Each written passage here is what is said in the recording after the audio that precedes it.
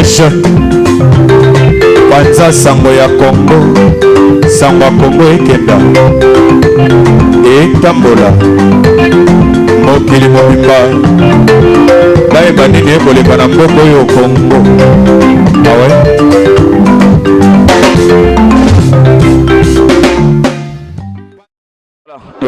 bandeko babolingo merci na confiance au bozo continuer grouper ça na biso bandeko na bino ba léopard de médias boyebi que toza association ya ba journalistes na niveau ya diaspora et il nous arrive de partager des moments très difficiles avec les gens qui ont l'habitude de nous soutenir.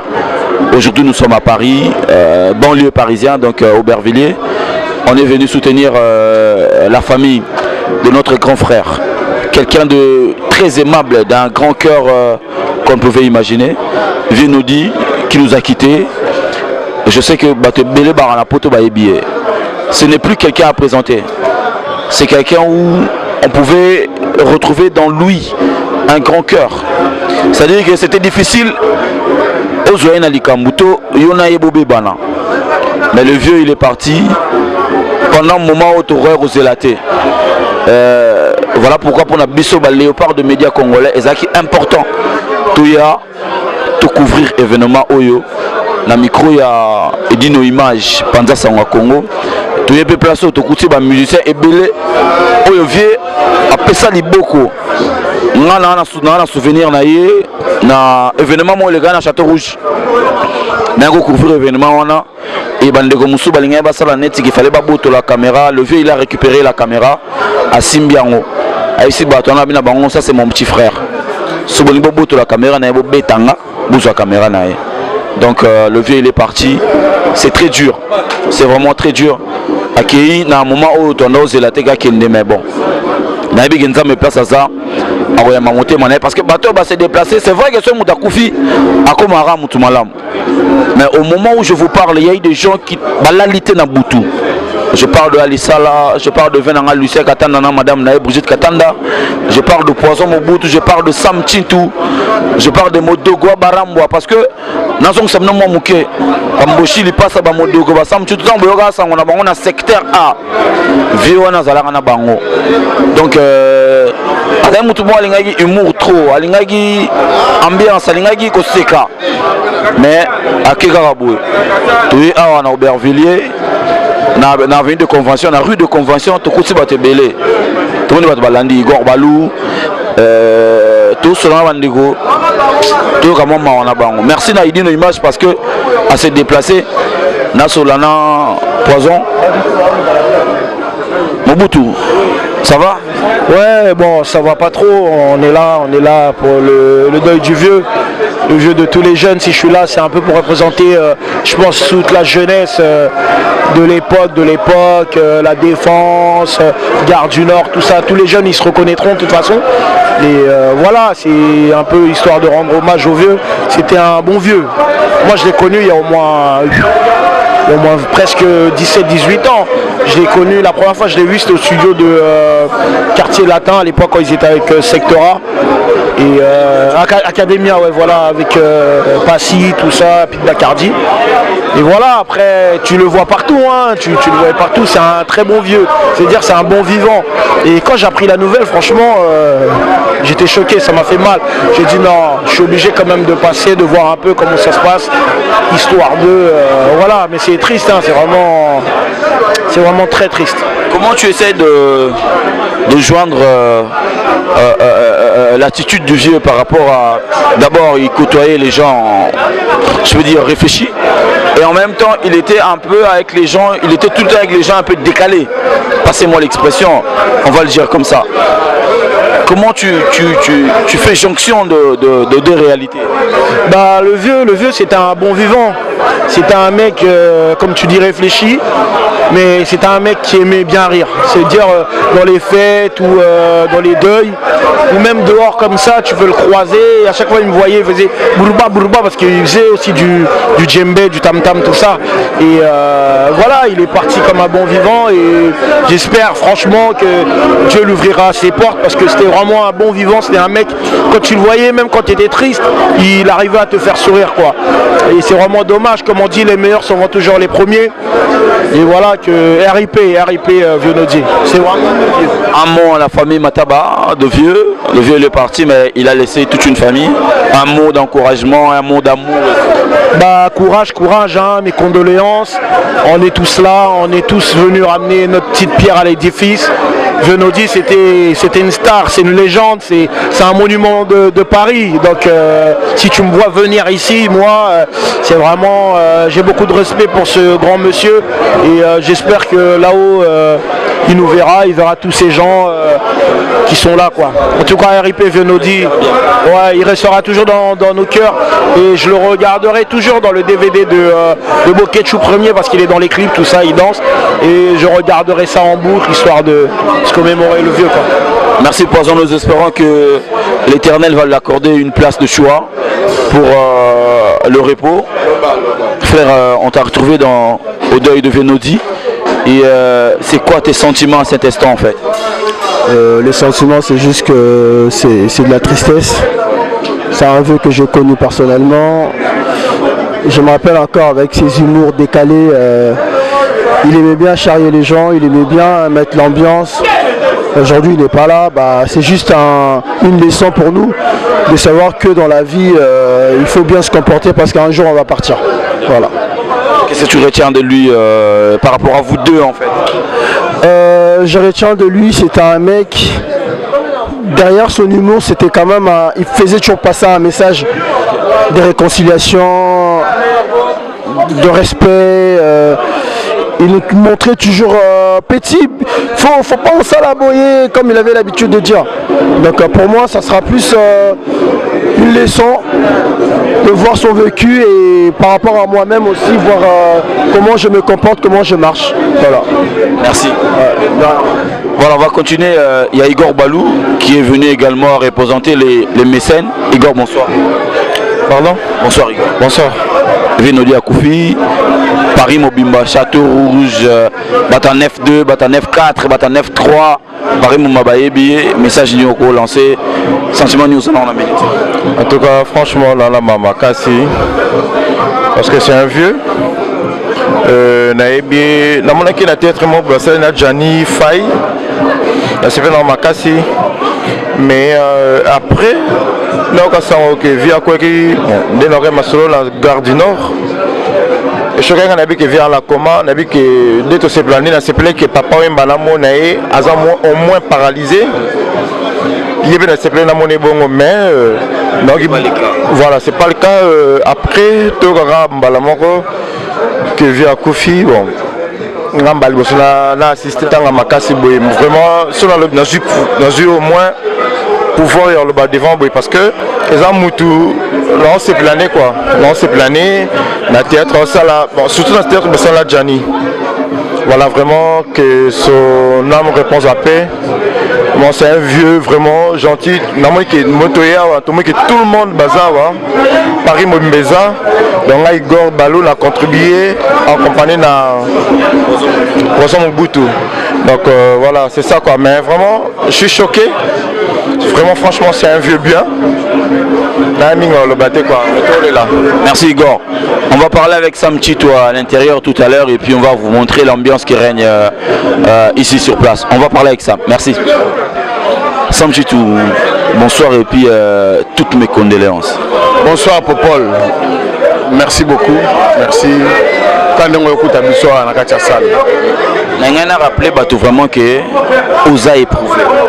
Ouais, Netingaï personnellement, on dit Mataba, à part relation entre les artistes, entre tous les collègues, mais c'était un ami pour moi, un frère. Tu partages ni marambo belé na poto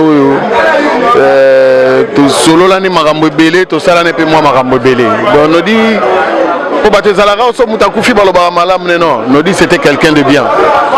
ayi mutu mo bien kosekana batu franchement bon ils a pas si mais bon on tient le coup. Est-ce qu'il y a eu des moments où au Bousson a raté ou Bolexa a binomi balé? Non mais toujours musu do que festival mon tour kanisa no dia c'est que ça va na TGV na mindele menalingala. Est-ce que vous imaginez na lingala mais bato bazo comprendre ka te ba makambo bazo sala na ba geste ça dit na zo linga so to na voyage na kotika no di mataba te to passa ba moment belé na ye no di mboshi modogo période moto sala mo ba tourner belé na Europe ba festival to tourna trop na ye donc c'était un ami, un frère, un collègue mais dinga personnellement ça me tue toujours perdu un ami. Un ami, un frère, ça fait très mal, mais bon. Sango Eliwa Venodi, les yeux wapi. Non, mais Nodi Mataba Sangone Zunga Nazari na métro na Célésino. Comme par hasard, tu as na Célésino na métro, mais il y a des gens qui sont à l'hôpital. Tu as na Célésino na métro, ba bengi Célésino, ba do PC nouvelle, tant la Katia Ibsinga prise, ya Nodi Akoufi. Bon, d'un coup, réaction, la place n'a pas Kende, bien qu'il a continué à Ginzela, mais. Parce que moi, espoir est à l'hôpital. Pour te dire qu'il y a un hôpital, la salle de crise, le rôle a déjà, le roi n'a pas machine, monter, mais comment réagir, il y a un gros espoir est à la mais bon. Dès que tu le Nzambe, Moura Ebi, Mukolo, Nengeni, Yasala, Makamuna. Un message na famille Venodi, na ba master Msusu. Non mais qui comme ici quoi. Non message pour la famille Venodi Mataba te présenter ba condoléances pour les artistes congolais bon. Muna mutaza na comportement na e meto e baki ezala ngo ya mutu nyonso et la karaté et bisara pété le lebeti na porte ya Nodi Mataba lobe robota na porte à X.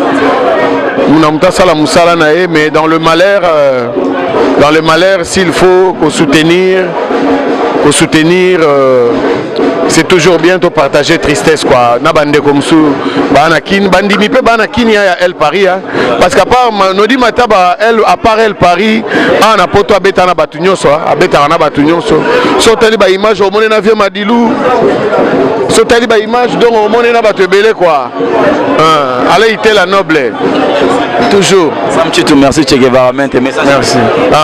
Mochili passe à bonsoir et mes condoléances. Merci, merci mon passoul. Merci. Okoufeli, famille, frères, collègues. On a un grand frère Nangaï. Ça dit, pour dire Masuka Matériel pas Nangaï, c'était dimanche. Tous les Mati, Abini, lundi Nangovia Koi. On a Yaya. Vraiment, bon, personnel. Message nous lancé dans la famille aux hôtels aussi. Vraiment message là que oya kufia yaya na ina sema ba congolais Nodi Mataba zalaki pona batu nyonso to le na nenga bien to kunde na nenga bien respect zala eza pasi to perdre mutu mobo ya zalai vraiment na ibitene na roloba ya Nodi Balobaka que so muta kufia comme mutu malamu est-ce que mboshi te wana za lukuta ya Nodi za mutu malamu ya Nodi sexara so kutena ya sexara ngai na voyager na Nodi le 6 juillet to sali une semaine to na Milan to voyager na avec Gloria to voyager qui vive la musique à quartier latin le 6 juillet to zonga ki le 12 juillet le 12 juillet oyo na année oyo to te Milan na e ya Nodi sexara bato ça za motema malamu bato bala baso muta kufia comme mutu mana bakosaka ye alaki bien na biso tout a sexara mutu tout vraiment oya Nodi biso to témoigner ngo yo yebi ya Nodi azali mutu malamu a sexara ne kaka place ya Nodi azali il faut oseka voyage année oyo l'anniversaire n'a pas alaki et puis pour dire Masuka ya Nodi bete dimanche to zali biso na présent sam dimanche a sexy biso lundi ngo na 18 ya Nodi akoi. Bon, ndenge nzamba sala ngama mne mtapesa mta zwara persona mabela ba koko za la pété pona e to le la nenga bien nenga désordre te ya ndeza mutaba tout biso tout pe to le la e to sala te ko ya ndeza mutaba te a mutaba tout merci merci merci vraiment bon Alvaro Aloubé vraiment Nodi pour nanga vraiment azalaki master nanga poto banda penana Nodi banda bakitasa ayebi alekanga na nzela te soka moninga Aloubé ayebi vraiment azalaki mutu moko il fallait kozala na ye kaka mais esali pasi na mawa ya komona vraiment ndeko nanga kei esalinga pasi mingi pasi ya kosakana te il était bon nde tolobaka kaka mutu soki akufi akoyi mutu malamu mais Nodi il était vraiment bon azalaki bien na batu partout okoleka komona yo akolekisa yo te mbote donc partout azalaki na baninga ba théâtre azalaki na baninga ya musique azalaki na ba master na ye ba biso tokola na ye vraiment esalinga pasi yango na lelo que nzambe vraiment azwaye abombaye sika malamu babela bakoko penda ezala na ye vraiment très doux quoi. Voilà, la communauté congolaise est très éprouvée donc au Autokufa azam mutu ya batu nyonso amna mutu ya batu belé azam mutu oyo asolo la rapena bien ezabu tene baloba yo mutu akufia komi mutu malamu te. C'est-à-dire que naïba na connaissance ngana eza 2 semaines à Pamba. Mais alongola ngana eloko mobo et voilà. Ndega ezala. Donc to continue aux abattre témoignages onde konanga. Moi témoignage muké pour na venir sortir kenda tiki biso. Vraiment merci beaucoup. La parole Venodi c'est un vieux. Parmi ba fête nyos oyonga na sala vieux anaza parmi les vieux Obayak animé à sekisi batu ba sans papier oye noke via tibiso ne loko moko toyebite vraiment liwa ya vie na tozala quitter mais toala na misala tomba epesi biso annonce eza ina pasi botarande batu belé azali plein na mutu nyos mwana moke mokolo ayebaki kosekisa ayebaki kozala batu bien mais nzambe azwaka lokumu ye mutu apesaka ye mpe mutu azwi molimo ne mpe mana kimia biso mpe baoyo totika tozwa leson tozala lokola vie gentil na ye talaka bato babisali oyo ekomi moke sali mosusu ezali mpo ani vie azala ye gentil vraiment merci. Merci, voilà, tout continuer tout ça. Tout le monde va mettre va se réunir puis va soutenir liwa ya vena biso, c'est-à-dire que mutema malamu na ye bola na ye nde sale ke bato tout baya ngambe makumba maître Richard Nyangwile donc représentation zali va mettre tout na ngana ça quand même témoignage na yo par rapport à mututo yo kolela le maître ngambe makumba. Vraiment merci pour la parole, donc vraiment ça fait mal ya romona Nodi Matama ngala la dernière jour il y a semaine et là samedi à participer dans matanga ya beau-père nanga. Donc tu faisais vraiment chez nga 5 heures la personne ne venait que c'est la parler. Il y a un qui comme à lundi ba benga Nodi à Kouy na gare du Nord, ça fait mal. Donc on a été à l'hôpital 2 fois, on a insisté dans l'hôpital, pensé que la prière na besoin de quelque chose mais moi le bina maloba na que non. Dans ces circonstances tout donc tout comme ça y est, tu as choisi on nzamba sali mokano na ye. Vraiment ne balobara que son âme repose en paix, donc souhait que nzamba batela e pa ya kei après manakimia. Donc maloba mso ko za te passer na motema. Merci maître Richard Nyangwile, c'est un peu rare tout le monde a libanda, tout le monde a maramba bouye, mais au bimi quand même. Ceux qui au moni na bimi boye d'avance mawana no ya liboso pour nous dire donc nous avons manqué tout bamo parce que tout perdre déjà papa Ozaki moko ya biso a colissé biso na ba judo donc papa nae voilà auto kufa il y a même pas 2 mois donc pas si on a on de salir que on a quoi supporter na hier et puis dans autres années il y a même pas une semaine tous aki na été solo il y avait eu sanga kutu que non ngam na pesa de sanga matanga oya ngambe yango kenda donc dans la makasi ebele mais na oringa ke moi organisation mega kozala mo muke parce que za mutu munene donc tala déjà asangisa bato ebele boye eza pambate donc a mutu munene nde omoni oyo eza représenter za ba jidoka donc dans la famille ya jido famille ya miziki donc famille donc partout donc dans la famille nyoso ya ndenge nyoso tout awa nani donc en tout cas to lela na honneur to pesa honneur ebele parce que azo mériter yango donc souci nazali na ngwa ngala pe sa message yango en tout cas vraiment moi pas c'est salut. D'accord, tout mec a respecté ami Amutu oyo azali ko sangisa biso, ala ko seksa biso, alors ça biso bien. Tout un témoignage à Maître Boni. Ouais, merci papa. Boni, mes condoléances hein. Ouais, mes condoléances à vous, merci. Via Koufi, Yaya Leki Abatebele, papa P Abato. Message nous en a. Ouais, message un peu ça exact bon. Ba sentiment ngezaka que non. Njamba sa koksi mokano na et puis nyonso déjà ba mettre basi balobi. Donc naza eloko lobate. To le lara, merci. Merci beaucoup. Et dit nous voilà, tout continuer. Tout continuer dans le matin. C'est en fait moi c'est ngana ebibino. Et à moi rare na mon amino balibanda ba héros yo se dans le matin se passe ba voilà les alara mais bobimi quand même boyer. Et pour nani. En tout cas, Sangoya Liwa ya Nodi, dernièrement, tu as na mort ya père nae. Tout ça, il y a une démonstration dans le club. Il s'entraîne mais il est mal à l'aise. Il peut Maki, mais tu as bien. Après, la veille à Liwanae, avec pas JP Loboko, Nabandi, tu discutais à part téléphone.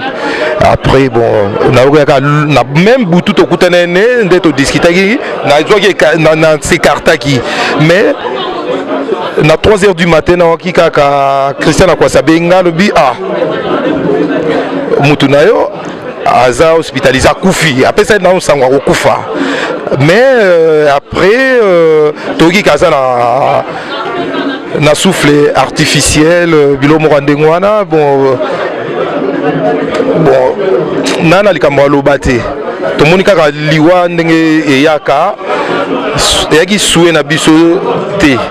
Yemro kolom tayebi yango na présence na biso nde omoni ba maître tozali awa to sepelaki toya totala mais biso pe na bandi yo pour ozala lobby to meka ko s'organiser entre nous parce que ça peut quelque part collègue na biso na ndenge yaka entraînement yo yebi ayaka pe donc faut biso pe ba jidoka tout ça l'essentiel tout ça là to ba ndenge solo là. En tout cas, plaisir à trop. Moi, témoignage, Zalika Kolobake, non. La réalité, na makamtolobaka, même si j'ai à solo. Dernièrement, tu as qui na salon JP Loboko. Moi, discussion Mouké Zalaki. Ayo si Loboko, non, non, il y a été pour te discuter qui. Mais quand il y a un EPT, il y a à solo. Et comme réalité, les lots. Mais votre baron on a des sindoto mais c'est la réalité normale parce que na ba famille de Zarana Bouzo ba na ba réalité mais moi kanda moi bouma epeza la ka mais tant le bika oya soutenir nda ko mesana ko ya tant on est surtout mais eko c'est na tamo boye akoya gipe kozonga ne zaité ça est sur moi pas si quoi mais moi regezara rapport aza ndeko na biso tout mesana tout vanda na mamuno surtout na pas na bisongo to kabola ensemble quoi. Cartouche Katanga, mes condoléances. Vraiment, pas si. Menodi accueilli, tout le monde bien, tout le monde témoigner bolla mounae, témoignage nous allons par rapport à pas si. Témoignage nous allons gagner basé roi biso ba congolais africain, tous en la bolingo. Et le qui bolingo était vraiment rien à dire hein. Tu as biso tout bolingo de to mesana ozala to kunde au le bien nzamba na bolingo tout va bien. Mes condoléances à sa famille, tout le monde passe. Voilà, donc il dit l'image tout ça, ambiance, il y a place au Nengezali, d'accord, on a place ambiance Nengeza et puis tout clôturer Nengola, donc il y avait Nabiso, Nodi et Pemana Kimia, famille Naïba, condoléances au nom de tous les journalistes de la diaspora que je représente, dont je suis le président, donc famille avait Nodi, tu présentes nos condoléances, famille Mobimba, Nabande Gonaye. Naba jidoka, naba musicien, naba théâtre, comédien. Donc toutes nos condoléances. Donc voilà. Toute l'ambiance n'a d'une image et puis on se retrouve tout à fait parce qu'elle est clôturée. Merci.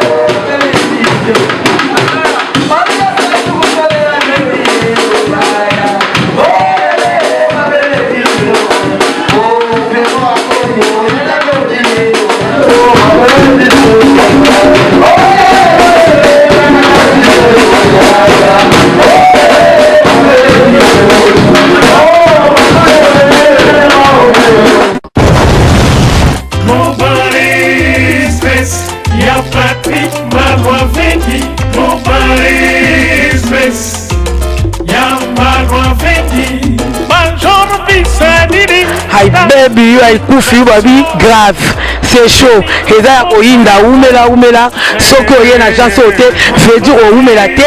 Global Express c'est Patrick Malwavengi Rue Lion numéro 25 balobi agence ya grave agence ya monene oyo tozo kotinda bakoli na biso na Kinshasa bakoli na biso na Angola bakoli na biso na Brazza po koli le koma kitoko il faut le kana Rue Lion numéro 25 et pas Patrick Malwavengi balobi Global Express suka l'agence oyo soko yete veut dire oumela te pona kati agence oyo toza na ba service ebele okotinda ba carton okotinda bilamba et puis tozali na service moko futi mbongo mutaza na Kinshasa kozwa traitement ofuti mbongo mutakufi na Kinshasa bakokunda ye kitoko chez Patrick Malwavengi balobi service kitoko soko lingo oumela foya na Rue Lion numéro 25 na Global Express chez Patrick Malwavengi suka l'agence ba mama Paris bana bela ba fongole biso loko kitoko